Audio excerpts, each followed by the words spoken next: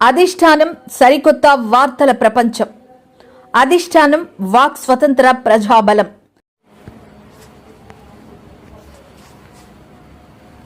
YCP ఘోర ఓటమిపై YS Jagan reaction. ఫలితాలు ఆశ్చర్యాన్ని కలిగించాయి. ప్రజలు బాగుండాలని మంచి చేశాం, మంచి చేసినా ఓటమి పాలయ్యం. ఇలాంటి ఫలితాలు వస్తాయని ఊహించలేదు. మహిళలకు సంక్షేమ ఫలాలు అందించాం, వారి ఓట్లు ఏమయ్యాయో తెలియడం లేదు. ఎన్నికల ఫలితాలు ఆశ్చర్యాన్ని కలిగించాయి. చాలానే చేశాం. 53 లక్షల మంది తల్లులకు మంచి చేశాం. అక్క చెల్లమ్మల ఓట్లు ఏమయ్యాయో తెలియదు. 26 లక్షల మంది అవ్వాతాతలు, వృద్ధులు, వికలాంగులకు గతంలో ఎప్పుడూ జరగని విధంగా మంచి చేశాం. మా ప్రభుత్వ అధికారంలోకి రాకముందు ఇచ్చిన చాలని పెన్షన్ నుంచి ఎంతో మంచి చేస్తూ అడుగులు వేశాం. అవ్వాతాతల ప్రేమ ఏమైందో తెలీదు. 1,05,00,000 మంది అక్క చెల్లమ్మలకు మంచి చేశాం. వాళ్ళ కష్టాలన్నీ మా కష్టాలుగా భావించాం. వైఎస్ జగన్. 26 లక్షల మంది చేయూతను అందుకుంటున్న అక్క చెల్లెమ్మలు, వారి ఆప్యాయత ఏమైందో తెలీదు.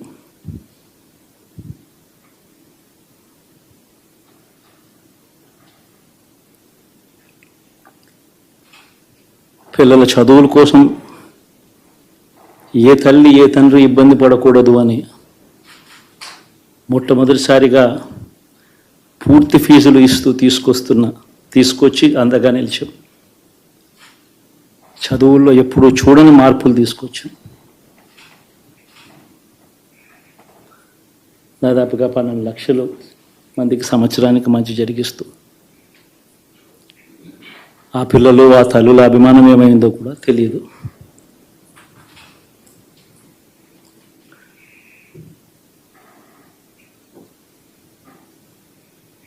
దాదాపుగా 54 లక్షల మంది రైతన్నలకు గతంలో ఎప్పుడూ చూడని విధంగా, జరగని విధంగా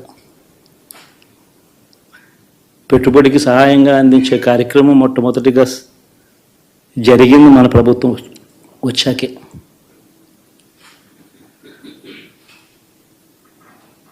మరి అంతగా రైతన్నలకు తోడుగా ఉంటూ రైతన్నలకు రైతు భరోసా ఇవ్వడం కానీ,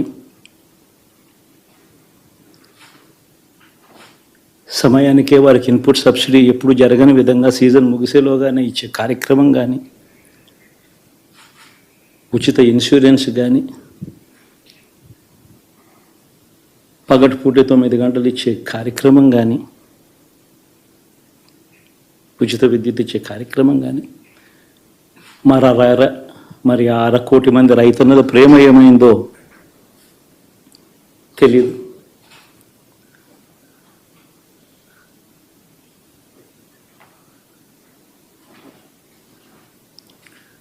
మరి ఇన్ని కోట్ల మందికి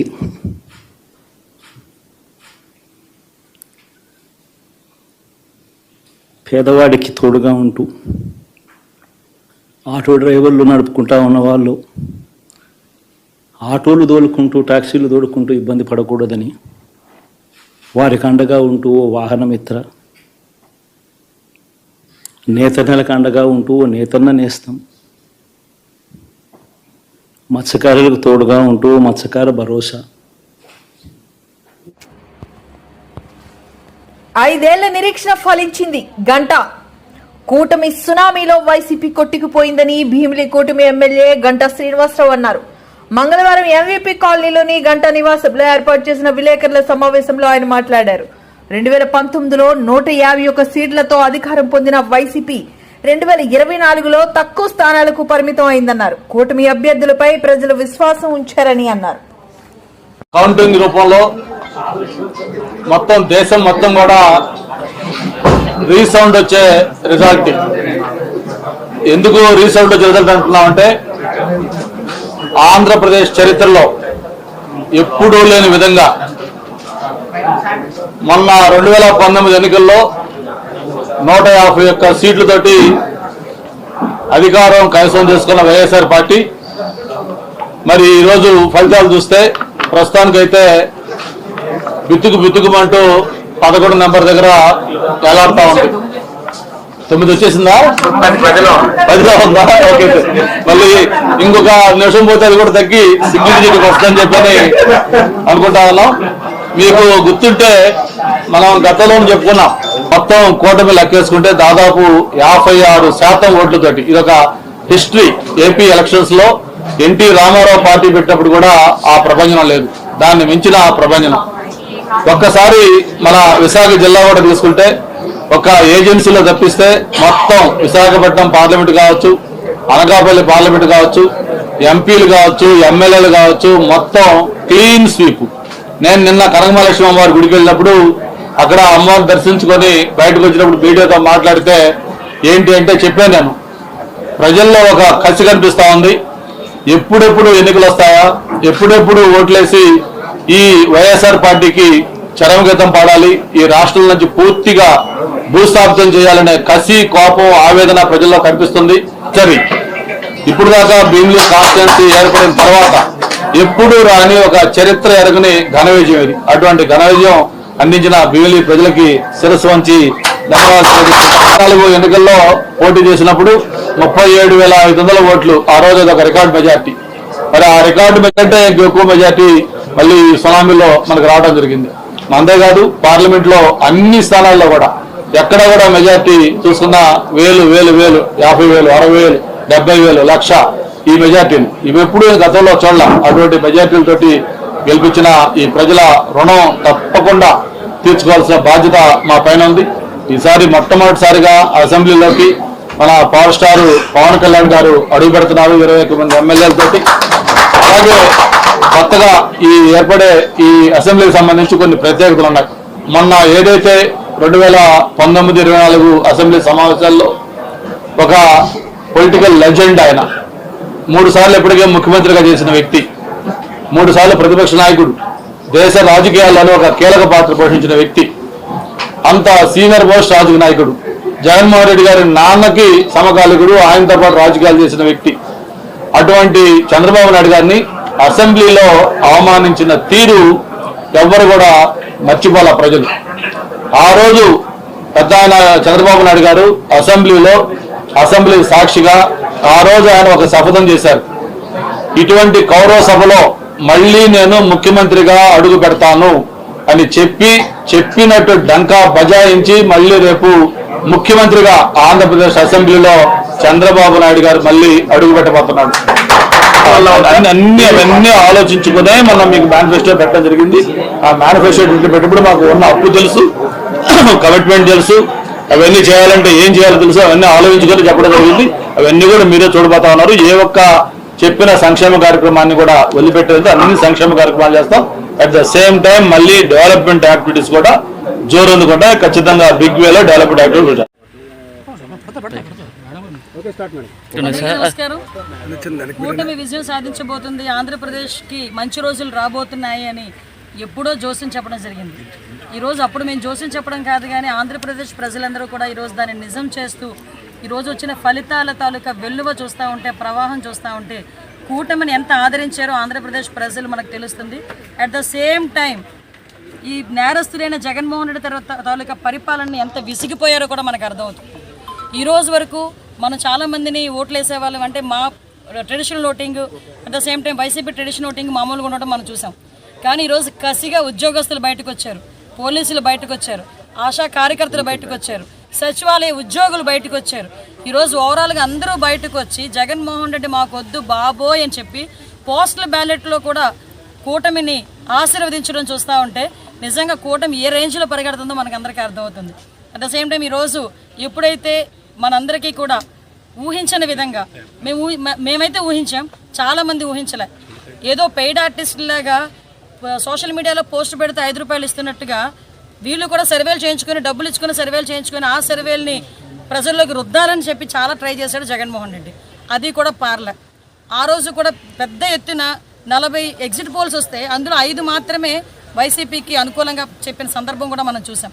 అవన్నిటినీ తొక్కుకొని ఈరోజు సుమారుగా 150, 160 ప్లస్ లీడింగ్లో ఈరోజు మనకు కనిపిస్తున్నాయంటే మెజార్టీలు కూడా ప్రజలు ఎంత కసిగా ఉన్నారో అర్థమైందండి. ఇంకో విషయం చెప్పిన, పాయకరావుపేట నియోజకవర్గంలో ఇంతవరకు కోటూరుట్ల మండలంలో ఈ రోజు వరకు మీ మెజార్టీ ఒక్క ఓటు మెజార్టీ కూడా చూడలేదు. మీరు నమ్ముతారా? నేను కోటింగ్కి వచ్చేటప్పుడు కోటూరుట్ల మెజారిటీ ఈక్వల్ అయినా చాలు, ఒక్క ఓటు మెజారిటీ వచ్చినా చాలు, నేను దగ్గర 20-25,000 మెజారిటీతో గెలుస్తాను అని నేను మనసులో అనుకుని వచ్చాను. ఇక్కడికి వచ్చి చూస్తే పాయకరావుపేట నియోజకవర్గంలో కోటూరుట్ల మండలంలోనే 5,000 ప్లస్ వచ్చిందంటే ఒక్కసారి మనం ప్రజలందరూ కూడా ఎంత విసిగి చెంది ఉన్నారో మనకందరికీ అర్థమవుతుంది.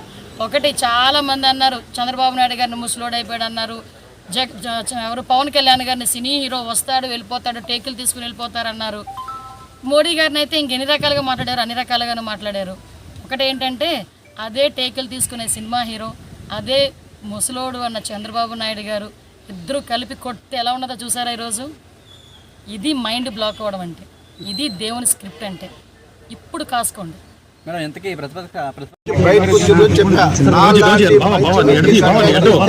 నువ్వు నాశనం అయిపోతావు, పుట్టగదులు లేకుండా పోతే నేను ముందు రోజే చెప్పా, లెటర్ కూడా రాశా. మాలాంటి నమ్మకస్తుల్ని బొమ్ము చేసుకొని వాళ్ళని ఖర్చు పట్టిందన్న విషయం కూడా ఎవరైతే కష్టపడతారో, ఎవరైతే నమ్ముతారో వాళ్ళని మోసం చేస్తే దేవుడు చూస్తే ఎలాంటి రిజల్ట్ ఇస్తాడని ఒక జగన్మోహన్ రెడ్డి గారిని చూస్తేనే అర్థమవుతుంది. ఈ విధంగా ఇంకా ఘోరంగా ఈ ఓటమి 10 కూడా రావనుకున్నాం మేము, ఆ 10 వస్తున్నట్టున్నాయి. ఇంకా ఘోరమైన ఓటమి చూస్తాడు. ఒక 6 నెలలు ఆ పార్టీ ఉండదు. మీరు చూసుకొని కావండి, 6 నెలల్లో ఆ పార్టీ క్లోజ్ అయిపోద్ది, ఎటువంటి డౌట్ లేదు. ఇక్కడ చెప్పా నేను, ఒక కామరాజు గారు, ఒక కాటరాజు గారు, భట్రాజు అని ఆ పార్టీలో ఉండగా చెప్పాను. వాళ్ళు ముగ్గురు, కామరాజు గారు ఎక్కడున్నాడో పట్టుకోండి, భట్రాజు గారు ఎక్కడున్నా వాడికి త్వరలో ఉంది. అలాగే ఆ ముగ్గురు రాజులు ఎక్కడున్నారో వాళ్ళు మాత్రం వదిలేదు లేదన్న విషయం ఆ రోజు చెప్తున్నా, ఇప్పుడు చెప్తున్నా. ఇవాళ ఈ రాష్ట్రంలో అభివృద్ధికి ఓటేశారు. ఈ రాష్ట్రంలో ప్రజలు అభివృద్ధి కావాలి, మాకు పట్టణ నొక్కులు కాదు, ఈ రాష్ట్రంలో సంక్షేమం కావాలి, ప్రజల యొక్క సంక్షేమం కావాలి, యువతకి ఎంప్లాయ్మెంట్ కావాలి, ఈ రాష్ట్రాన్ని కాపాడుకోవాలి. ఈ రాష్ట్రాన్ని సర్వనాశనం చేశాడు జగన్మోహన్ రెడ్డి. ఈ రాష్ట్రాన్ని కాపాడుకుంటే తప్ప ఇంకొక ఇష్టం లేదని చెప్పేసి ఇవాళ అన్ని వర్గాల ప్రజలు ప్రతి ఒక్కరు కూడా ఇవాళ అద్భుతంగా ఓటేశారు. ఇలాంటి మెజార్టీలు, ఇలాంటి సీట్లు వస్తాయని చెప్పేసి ఎన్ని సర్వే సంస్థ చూశారు మీరు. ఒకే ఒకటి కేకే సంస్థ, అది యాక్చువల్గా దిగిపోయింది. ఆయన ఆరా పూర్తిగా ఆరా తీశాడు. ఆయన అక్కడ ఫుల్గా జగన్మోహన్ రెడ్డి గారు ఆరా తీసాడు, నార తీసేసుకున్నాడు. అవురా ఆరా అయిపోయింది. ఇంకో ఏదో ఒక ఛానల్ ఉంది, నీతికి నిజాయితీకి నెంబర్ 1 అని, అది పీకిపోయింది. అది పీకిపోయింది, అది నాగేసింది. సో ఎప్పుడు కూడా నీతికి నిజాయితీకి నిలబడితే ఎక్కువ రోజులు ఉంటామని చెప్పేసి నేను ఆ రోజు జగన్మోహన్ రెడ్డి లెటర్ రాశాను. ఇప్పుడు చెప్తున్నా, నువ్వు బుద్ధిగా ఉండుంటే ఇలాంటి గతి నీకు పట్టేది కాదు. నమ్ముకున్న వాళ్ళు మోసం చేసావు, నమ్మినటువంటి చెల్లిని మోసం చేసావు, నమ్మిన అమ్మను మోసం చేసావు, అందరిని మోసం చేయడానికి నీకు ఇలాంటి గతి పట్టింది. నీకు ఇంకెవరు కనపడరా? సజ్జల రెడ్డి, ఈ సుబ్బారెడ్డి, సాయిరెడ్డితో ఎవరు కనపడరా నీకు? కానిచ్చోళ్ళు మార్చుకోవాలంటే వాళ్ళు కాల్చోడు తిరగాల. అందుకే నీకు ఈ గతి. ఆంధ్ర రాష్ట్ర ప్రజలందరూ కూడా రాష్ట్ర వ్యాప్తంగా కూటమికి అనుకూలంగా తీర్పునివ్వడం జరిగింది. ఎవరైనా కూడా ప్రజాస్వామ్యంలో ప్రజల తీర్పును శిరసావహించాల్సిందే అన్నటువంటి విషయం అందరికీ కూడా తెలిసిందే. అది రాజ్యాంగబద్ధం కూడా. ఈ యొక్క వైఎస్ఆర్సీపీ మేము ఎదుర్కొన్నటువంటి ఈ యొక్క ఓటమికి కారణాలని సమీక్షించుకోవాల్సి ఉంది. ఎక్కడ పొరపాటు జరిగింది, ఆ పొరపాట్లను ఎలా సరిదిద్దుకోవాలి, ప్రజలకు నచ్చనటువంటిది మేము ఏం చేశాం, మేము చేసినటువంటి పనులని ప్రజలు ఎందుకు ఆదరించలేదు అన్నటువంటి విషయాన్ని కూలంకషంగా చర్చించి ప్రతి నియోజకవర్గం నాయకులతోనూ అందరితో కూడా సమీక్ష నిర్వహించి మా అధ్యక్షుల వారు ఆ తదుపరి కార్యాచరణ చేపడతారన్నటువంటి విషయాన్ని మీ అందరికీ కూడా తెలియజేసుకుంటా ఉన్నా. నా రచ్చబండలో మాట్లాడుకుంటున్నాం. గత నెల రోజులుగా మనం అందరం రెగ్యులర్గా కలుస్తున్నాం, మాట్లాడుకుంటున్నాం రచ్చబండల్లో. నేనేం చెప్పాను, మే 14వ తారీఖు వైఎస్ఆర్ కాంగ్రెస్ పార్టీ మృతి చెందింది, జూన్ 4వ తారీఖు పెద్ద కర్మ అని చెప్పడం జరిగింది. నేను చెప్పిన దానికి ఏమైనా తేడా ఉందా? ఏ రోజైతే నన్ను తీసుకెళ్లి వాడు చంపాలని చూశాడో అదే రోజు ఎన్నికలు ముగియటం అనేది దేవుడి సంకల్పం. ఎందుకంటే 13 ఎలక్షన్ అయింది, 14 గంటలు అనుకోవచ్చు, కానీ చాలా చోట్ల పోలింగ్ 1 గంట 2 దాకా జరిగింది. సో 14కి ఎక్స్టెండ్ అయింది. విపరీతంగా జనం ఓట్లేశారు, కసితో ఓట్లేశారు. ఇవాళ అనుకున్నట్టుగానే మరి చివరికి 10 మిగులుతాయేమో కూడా చెప్పలేం. మెజారిటీలు కూడా మనం మాట్లాడుకున్నప్పుడు మీకు ఎంత మెజారిటీ వస్తుంది అనుకుంటే ఉండిలో ఇంతకు ముందు ఎప్పుడూ రానంత మెజారిటీ వస్తుందన్న, గుర్తుందా మీకు?